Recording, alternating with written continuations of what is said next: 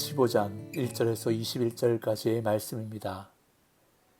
여호와께서 모세에게 말씀하여 이르시되 이스라엘 자손에게 말하여 그들에게 이르라. 너희는 내가 주어 살게 할 땅에 들어가서 여호와께 화제나 번제나 성혼을 갚는 제사나 낙헌제나 정한 절기제에 소나 양을 여호와께 향기롭게 드릴 때에 그러한 헌물을 드리는 자는 고운 가루 10분의 1에 기름 4분의 1 흰을 섞어 여호와께 소제로 드릴 것이며 번제나 다른 제사로 드리는 제물이 어린 양이면 전제로 포도주 4분의 1 흰을 준비할 것이요 수량이면 소제로 고운 가루 10분의 2에 기름 3분의 1 흰을 섞어 준비하고 전제로 포도주 3분의 1 흰을 드려 여호와 앞에 향기롭게 할 것이요 번제로나 소원을 갚는 제사로나 화목제로 수송아지를 예비하여 여호와께 드릴 때에는 소제로 고운 가루 10분의 3 에바에 기름 반 흰을 섞어 그 수송아지와 함께 드리고 전제로 포도주 반 흰을 드려 여호와 앞에 향기로운 화제로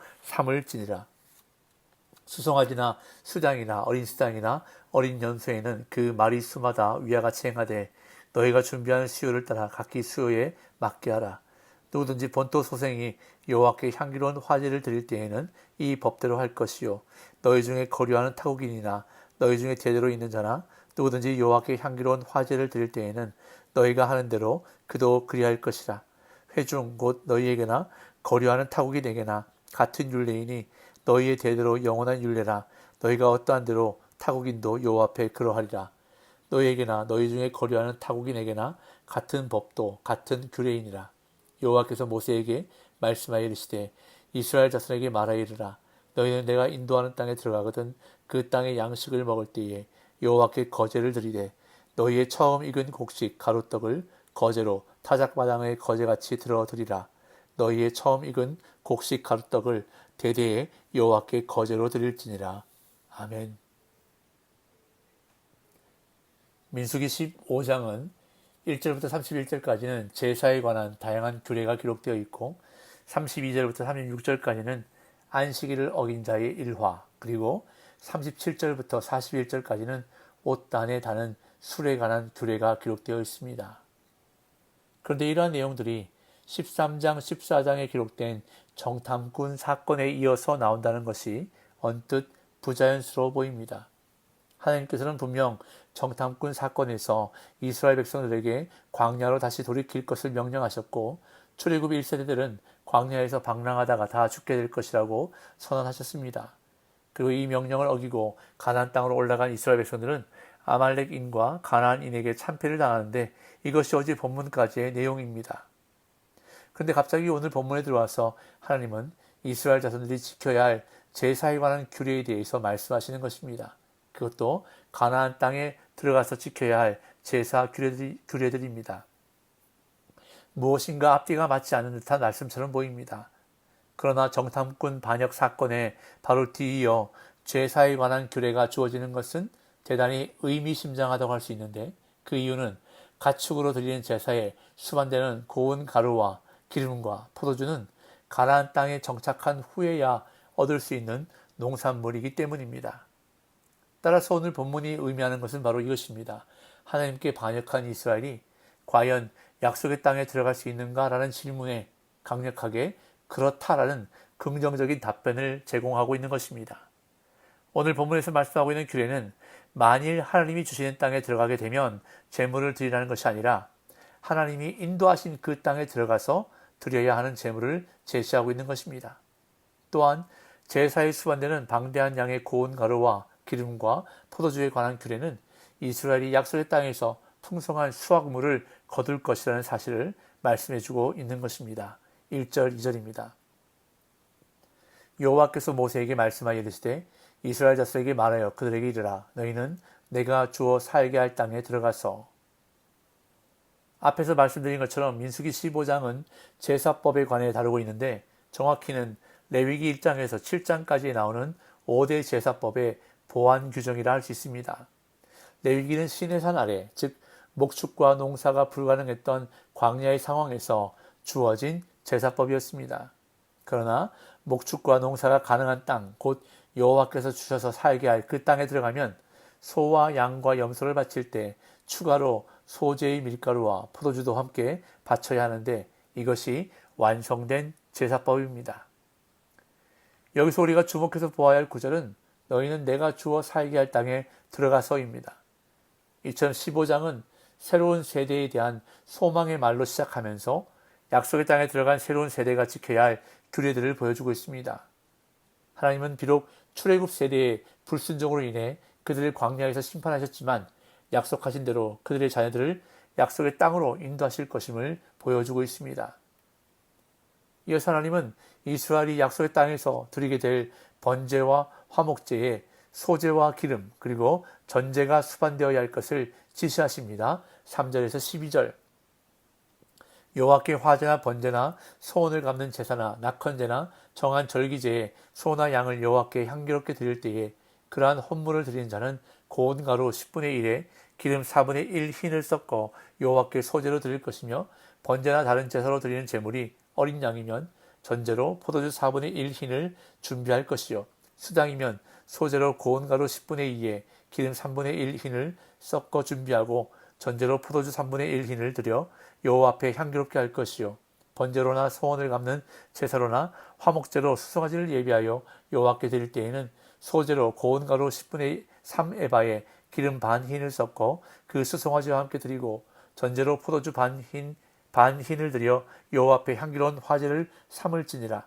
수송아지나 수장이나 어린 수장이나 어린 염소에는 그 마리수마다 위와 같이 행하되 너희가 준비하는 수요를 따라 각기 수요에 맞게 하라. 앞에서 언급한 것처럼 여기서 말씀하시는 이 규례는 하나님이 그의 백성을 가나안으로 인도하실 것이라는 사실을 우회적으로 입증하는데 그 땅에서 제사를 드리라는 하나님의 명령은 출애굽 세대들에게 거부되었던 땅에 그들의 자녀들이 들어가게 될 것을 전제하고 있기 때문입니다. 또한 이 규례는 이스라엘이 그 땅에 들어갈 때를 기대하게 할 뿐 아니라 많은 양의 고운 가루와 기름과 포도주가 동물 제사에 수반되어야 한다는 점을 구체적으로 지시함으로써 이스라엘이 그 땅에서 풍성한 복을 누릴 것을 암시적으로 보증하고 있습니다. 만일 하나님이 이들에게 이와 같은 예물을 드려야 한다고 명령하셨다면 그것은 이스라엘이 결국에는 그와 같은 물질들을 자유로이 얻을 수 있는 땅에 들어갈 것을 전제하는 것이기 때문입니다. 이 규례에서 화제로 간주되는 모든 동물 제사에 고운 가루와 기름으로 드리는 소제 그리고 포도주를 붓는 전제가 수반되어야 한다고 구체적으로 밝히고 있습니다. 그런데 동물로 드리는 제사에 소제가 수반되는 것은 레위기에 간략히 언급되고 나시린의 법에 포도주로 드리는 전제가 언급되기는 하지만 소제가 모든 번제와 화목제에 반드시 수반되어야 함을 명백히 밝힌 것은 이 부분이 처음입니다. 각 동물마다 정해진 비율의 소제와 전제를 드려야만 했는데 동물이 크면 클수록 이에 수반되는 소제와 전제의 양도 많아졌습니다. 고운 가루는 에바로 측정되었고 액체는 흰으로 측량되었는데 한 에바는 6흰이었고 한 흰은 약 3.66리터에 해당되었습니다. 전제를 드릴 때 포도주를 어떻게 사용했는지에 대해서 오늘 본문은 언급하지 않고 있는데 어떤 학자들은 제물 위에 포도주를 부었다고 주장하고 또 다른 학자들은 외경에 나타나는 예를 들어 포도주를 단순히 제단 밑에 쏟았다고 보기도 하는데 정확하게 알 수는 없습니다. 이렇게 제사법에 대해 설명하신 하나님은 이어서 이스라엘 백성이나 거류하는 타국인이나 같은 규례를 따라 제사를 드리라고 명하십니다. 13절에서 16절 누구든지 본토 소생이 여호와께 향기로운 화제를 드릴 때에는 이 법대로 할 것이요 너희 중에 거류하는 타국인이나 너희 중에 제대로 있는 자나 누구든지 여호와께 향기로운 화제를 드릴 때에는 너희가 하는 대로 그도 그리할 것이라. 회중 곧 너희에게나 거류하는 타국인에게나 같은 율례이니 너희의 제대로 영원한 율례라. 너희가 어떠한 대로 타국인도 여호와 앞에 그러하리라. 너희에게나 너희 중에 거류하는 타국인에게나 같은 법도 같은 규례이니라. 가축마다 정해진 소제와 전제를 드리라는 이 규례는 이스라엘 본토인이나 이들 중에 거류하는 타국인이나 정상적인 타국인의 지위를 갖지 않고 이스라엘 가운데 거하는 자를 막론하고 대대로 지켜야 하는 영원한 율례로 주어졌습니다. 즉, 이 제사법은 이스라엘 내에서 모두에게 동일하게 적용되는 하나의 법이며 규례로 이스라엘과 함께 하나님에 대한 신앙을 고백하는 자들에게 하나님의 백성에 동참하는 길이 언제나 열려 있음을 보여주고 있습니다. 이어 하나님은 이스라엘 백성에게 가나안 땅에 들어가서 처음 익은 곡식의 가루로 떡을 만들어 거제로 바칠 것을 명령하십니다. 17절에서 21절. 여호와께서 모세에게 말씀하여 이르시되 이스라엘 자손에게 말하여 이르라. 너희는 내가 인도하는 땅에 들어가거든 그 땅의 양식을 먹을 때에 여호와께 거제를 드리되 너희의 처음 익은 곡식 가루떡을 거제로 타작 마당에 거제같이 들어 드리라. 너희의 처음 익은 곡식 가루떡을 대대에 여호와께 거제로 드릴지니라. 이 규례 역시 앞선 소제와 전제에 관한 규례와 마찬가지로 새로운 세대들이 약속의 땅에 정착할 것을 전제로 주어진 규례입니다. 이스라엘이 가나안 땅에 도착해 그 소산물을 누리기 시작했을 때 이들은 처음 익은 곡식 가루로 떡을 만들어 제사장에게 거제로 바쳐야만 했는데 거제는 재물을 높이 들었다가 내려놓는 의식으로 거제물은 제사장의 몫이 되었습니다. 이처럼 처음 익은 곡식을 하나님께 거제로 바치는 것은 모든 곡식이 하나님의 은혜로 얻어진 것임을 인정하고 감사하는 행위로 가나안에 들어가 거주하는 것도 하나님의 은혜요. 그 땅에서 풍성한 곡식을 얻은 것도 하나님의 은혜임을 고백하는 것이었습니다. 오늘 본문에서 반복되는 표현이 있습니다. 그것은 바로 여호와 앞에 또는 여호와께 향기로운이라는 표현입니다. 구약의 제사는 제물을 태우는 방식으로 제사를 드렸기 때문에 제사 의식이 행해질 때 향이 났고 이를 하나님은 기뻐 받으셨습니다.